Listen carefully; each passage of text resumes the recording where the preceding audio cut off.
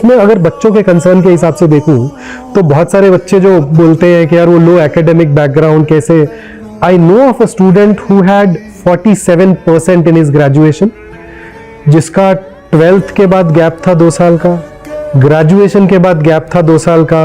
That student went on to join IIM Calcutta. Now you may look at it as 47% पे तो cat ही नहीं दे सकते, वो 50% वाला क्राइटेरियन बाद में आया.